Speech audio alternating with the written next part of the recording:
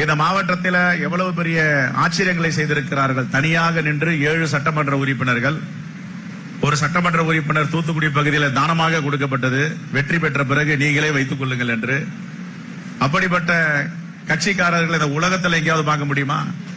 வெற்றி பெற்ற பிறகு கேட்கிறாங்க, நீயே வச்சுக்கப்பா என்னுடைய வெற்றிய அப்படின்னு. தூத்துக்குடியில் ஒரு சம்பவம் நடந்தது சொன்னாங்க. நான் சண்டையே பிடிக்க மாட்டேன், நான் காந்தியவாதி, நான் மிதவாதி, சண்டை போட தயாரால, நீ எடுத்துக்கோ, என்ன எதுவுமே கேட்க வேண்டாம் அப்படின்ட்டு இன்றைக்கு வரை தமிழ்நாடு காங்கிரஸ் கமிட்டிக்கு அயராது உழைத்து வருகின்ற தலைவர்களை நாம் பார்க்கிறோம். இதுதான் காங்கிரஸ் பேரியக்கம். நம்முடைய மாவட்ட தலைவர் ரொம்ப ஆவேசமா பேசினார். காங்கிரஸ் கட்சியை யாரா விமர்சிக்க முடியுமா, செய்ய முடியுமா? நீங்க இதை எப்படி எடுத்துக்கணும்னா, போறாங்கன்னா சில நேரங்கள்ல கல் எறிவாங்க. அவங்களை என்ன சொல்லுவோம், நம்ம கல் எறிஞ்சா அவருக்கு புத்தி சுவாதீனம் ஆயிடுச்சுன்னு. சில இடத்துல தெருவில் இருக்கிற நாய்கள் அதையும் மதிக்கின்ற நாம கூலிக்கம் பார்த்து குழந்தைகள்லாம் கடிக்க போவோம். நீங்க அப்படிதான் இதை எடுத்துக்க நம்ம கண்டி இதை அரசியலாக்க கூடாது தயவு கூர்ந்து இனி வரும் காலங்களில.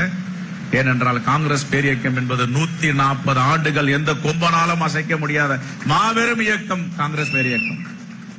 இதுனா நேற்றை காத்தால முளைச்ச காலானா இது?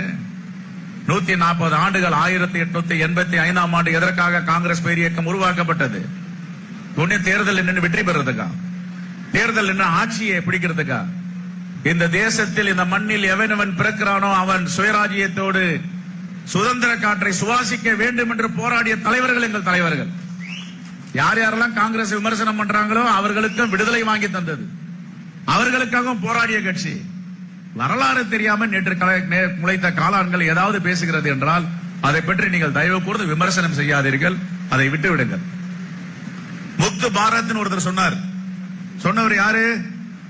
பாஜகவுடைய சுப்ரீமோ, இந்த தேசத்தின் பிரதமர் நரேந்திர மோடி சொன்னார். காங்கிரஸ் இந்தியாவில் எங்கும் இல்லாத நான் செய்வேன் முக்து பாரத். அவரும் முயற்சி பண்ணி பார்க்கிறார் 11 வருஷமா. இதை முக்து பாரத் பண்ண முடியுமா? பின்னடைவு இருக்கு, எங்களுக்கு இல்லைன்னு சொல்லல. ஆனால் இன்றும் 3 மாநிலங்களில் தனிப்பெருமாட்சியை காங்கிரஸ் பேரியக்கம் நடத்தி கொண்டிருக்கிறது.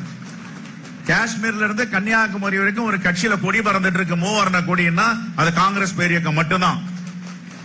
சில மாநில கட்சிகள் நீங்க மேற்கு வங்கத்தில் போனீங்கன்னா மம்தா பானர்ஜி கொடி கட்டி பறப்பாங்க, அவங்க ஆட்சி நடக்கும். தமிழ்நாட்டில் ஒரு கொடி கூட பறக்காது, கர்நாடகால ஒரு கொடி கூட பறக்காது, தெலுங்கானால பறக்காது, கேரளால பறக்காது, பாண்டிச்சேரியில பறக்காது. ஆனால் காங்கிரஸ் பேரியக்கத்துடைய கொடி கன்னியாகுமரியிலிருந்து காஷ்மீர் வரை பறந்து விரிந்து எல்லா கிராமங்களிலும் பறக்கும்.